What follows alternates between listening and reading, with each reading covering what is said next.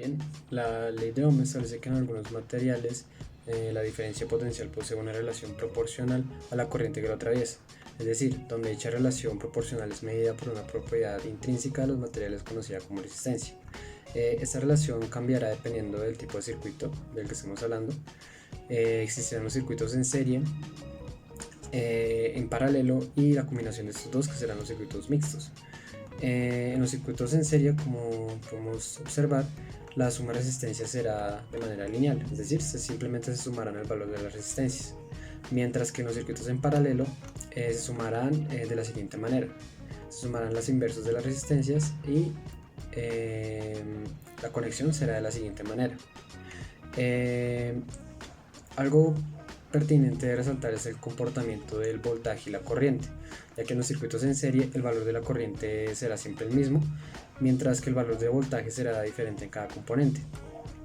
Mientras que por otro lado, en los circuitos en paralelo, el voltaje será el mismo para cada componente, mientras que el valor de la corriente será distinto para cada una de ellas.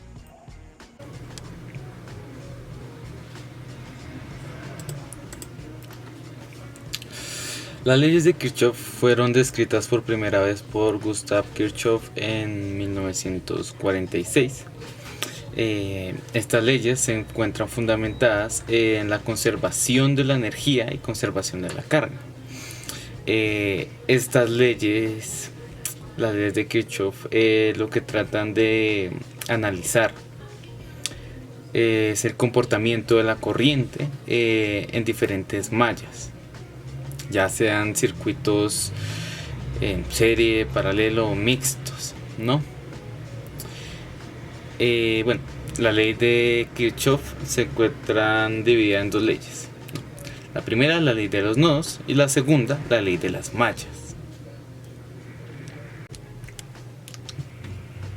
La ley de los nodos, en primer lugar, está basada en la conservación de la carga. Y bueno, nos dice que cualquier corriente que entre por un nodo, siendo un nodo o un lugar donde se divide la corriente, ¿sí?, va a ser lo mismo que la corriente que entró. En la imagen de la izquierda observamos como I1, ¿sí?, entra y sale I2 e I3. Del mismo modo, observamos la figura de la derecha, ¿no? Entra I1 y sale I2, I3 y I4.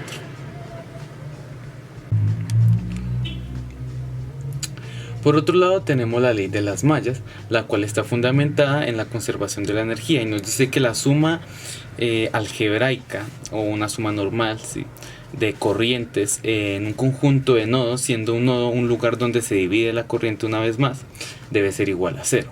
De manera que cuando se está estudiando una malla de un circuito, se debe tener en cuenta varias cosas. La primera, la dirección de la corriente y el recorrido que va a hacerse para observar los diferentes componentes y sus voltajes, ¿no? En este caso tenemos las resistencias. En las resistencias, cuando el recorrido va en contra de la corriente, se dice que hay se aumenta un voltaje, ¿no? Por otro lado, encontramos que cuando la corriente va en la misma dirección que el recorrido, hay una caída de tensión o voltaje. Por otro lado tenemos las fuentes, ¿no?, o FEM. Se dice que si el recorrido termina del lado positivo del burner de la batería o pila, hay un aumento de voltaje. Caso contrario, el del recorrido cuando termina en el burner negativo de la batería, que se dice que hay una caída de tensión. Por último, los capacitores, donde si la intensidad y el recorrido van en la misma dirección, hay una caída de voltaje, si van en la misma dirección. Por otro lado, si la corriente y el recorrido van en diferente dirección, hay una suma de voltaje.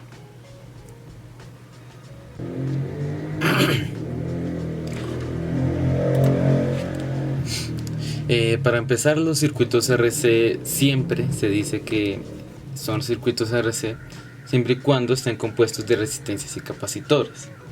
Para analizar lo que sucede en el capacitor en distintos tiempos cuando es afectado por una resistencia, se aplican lo que son las leyes de Kirchhoff para pues simplemente analizar, ¿no? En este caso, existen tres momentos esenciales a la hora de analizar lo que son los eventos dentro del capacitor, ¿no? El primero sucede cuando T es igual a 0. Decimos que esto pasa es cuando se acabó de bajar el switch, ¿no? Que cortaba el circuito, como se ve acá en la imagen del medio. Se dice que en ese momento la carga en el capacitor es 0, ¿no? Por lo tanto no hay caída de tensión. Y por ello, la suma de voltajes, ¿sí? Solo la suma de voltajes se va a encontrar la caída de tensión de la resistencia y la misma batería o pila.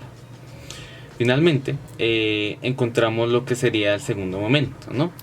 Que este momento se considera cuando T es mayor a 0, ¿no? Y es que al cargarse por completo el capacitor, la carga deja de fluir dentro del circuito. Por ello, se puede decir que la corriente es igual a 0. Y la diferencia de potencial en la batería va a ser igual a la aplicada al capacitor. Finalmente, encontramos el tercer momento, donde T no es ni T inicial, es decir, T es igual a 0, ni T final, es decir, T mayor a 0. Este estado se podría decir que es un estado transitorio, así se le suele denominar. En este estado, tanto la carga y la corriente varían con respecto al tiempo, ¿no? Por ello se puede decir que cuando esto sucede, un capacitor está cargándose o descargándose, ¿no? Para la expresión de un capacitor en carga, encontramos la expresión de arriba a la derecha, es decir, esta de aquí, y un capacitor en descarga, la de acá abajo. Por último, en estas ecuaciones es de notar la expresión RC. Esta expresión es la media la media de rapidez con la que se carga el capacitor o descarga. Eso hay que tenerlo muy en cuenta cuando pasemos al punto experimental. Bien, en cuanto al proceso experimental, la temática de la ley de Ohm, se utilizaron el simulador proporcionado por la Universidad de Colorado Boulder, el cual permite construir de manera práctica una serie de circuitos. En este caso estamos viendo el circuito en serie, en el cual se usó una batería con un valor de voltaje de 90 voltios, como se puede observar en el voltímetro, y 6 resistencias cuyo valor es 16 ohmios, 30 ohmios, 47 ohmios, 75 ohmios, 90 ohmios y 120 ohmios respectivamente, con un valor, como ya sabemos, va a ser el mismo para todas las resistencias, de 0,24 amperios. Posteriormente se construyó un circuito cuya configuración es en paralelo, cuya fuente posee un voltaje o una diferencia potencial de 22 voltios y 6 resistencias conectadas en pares en series, y conectadas esos pares en paralelo. Los valores de resistencia son 10 ohmios, 25 ohmios, 30 ohmios, 38 ohmios, 60 ohmios y 100 ohmios respectivamente. Luego de la parte experimental y luego de un análisis del comportamiento del voltaje y la corriente en serie, en un circuito en serie, se logra observar una relación netamente lineal, lo cual se ejemplifica en la gráfica que actualmente se muestra en pantalla.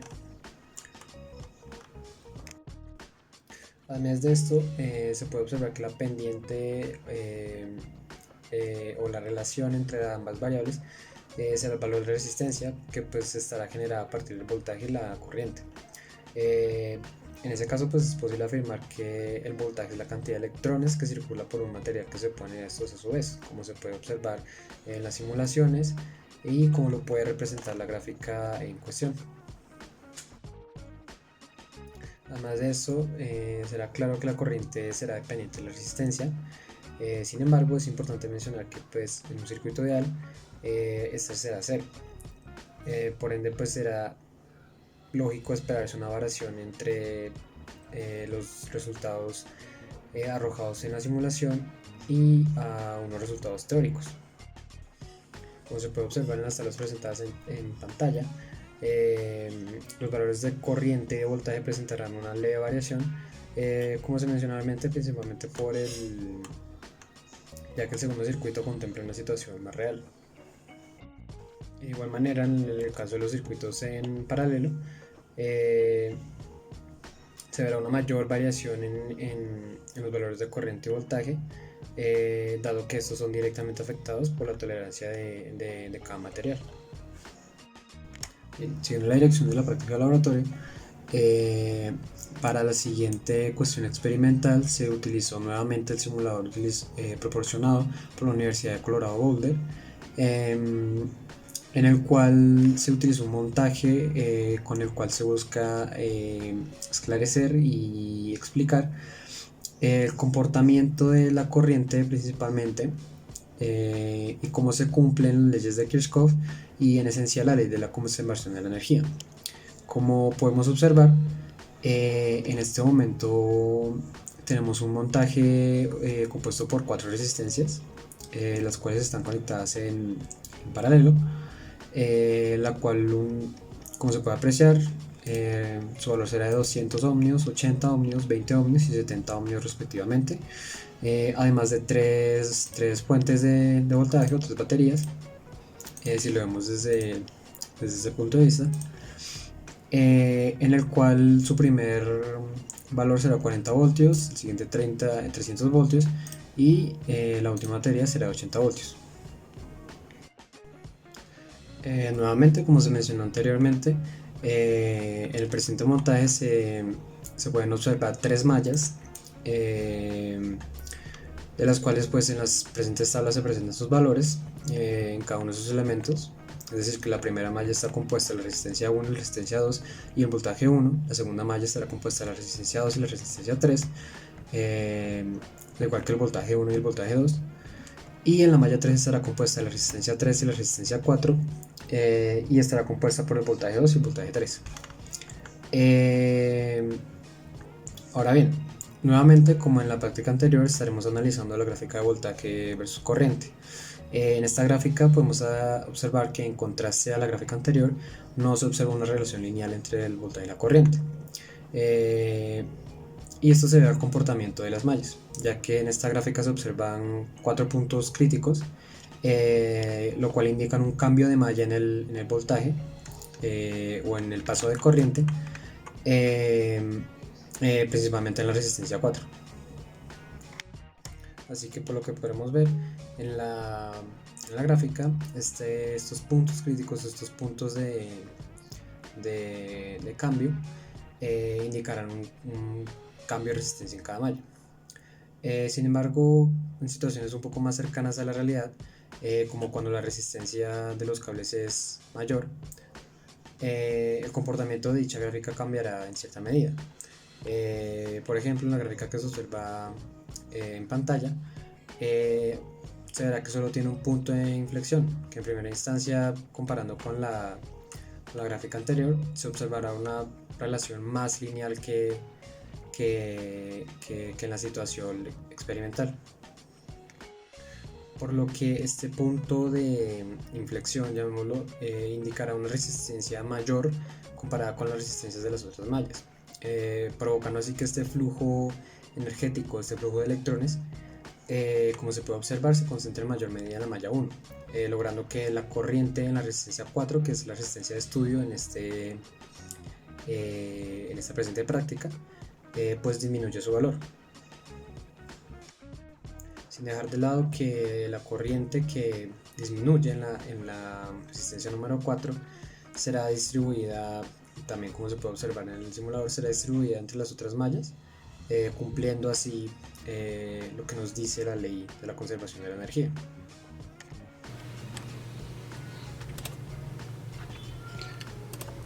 Como parte del presente artículo y laboratorio. Esta sería la parte experimental en conjunto a resultados. Y bueno, como se mencionaba en los circuitos RC en la teoría, en el momento cero, es decir, cuando T es igual a cero, por un momento el voltaje en el capacitor es nulo, por eso no existe corriente dentro de él. Como se ve en esta gráfica, al inicio va a haber una corriente muy alta, ¿no? Entonces en este caso lo vamos a observar de la siguiente manera. Acá está corriendo el cronómetro, cerramos el circuito y como se ve se está cargando, ¿no? Pero a su vez la corriente versus el tiempo, claro, está disminuyendo, y esto se ve principalmente porque el capacitor está llegando a su carga final, ¿no? Como se explicaba en la teoría, va a llegar un momento en el que ya no va a circular, es decir, es como si estuviera abierto el circuito. Por otro lado, como se observa aquí en la gráfica, ¿no? La carga en el capacitor va a crecer, ¿no? Hasta llegar a su punto final.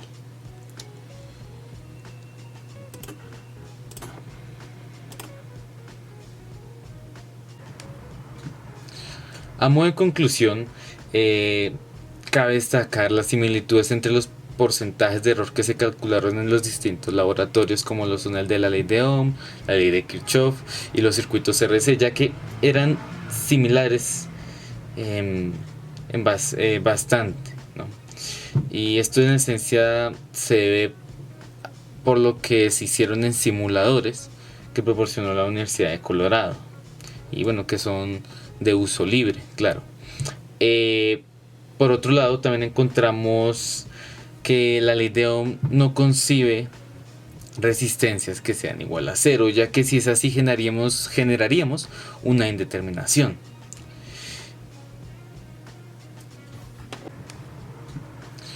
A modo de conclusión, cabe destacar las similitudes entre los porcentajes de error que se calcularon en los distintos laboratorios, como lo son el de la ley de Ohm, la ley de Kirchhoff y los circuitos RC, ya que eran similares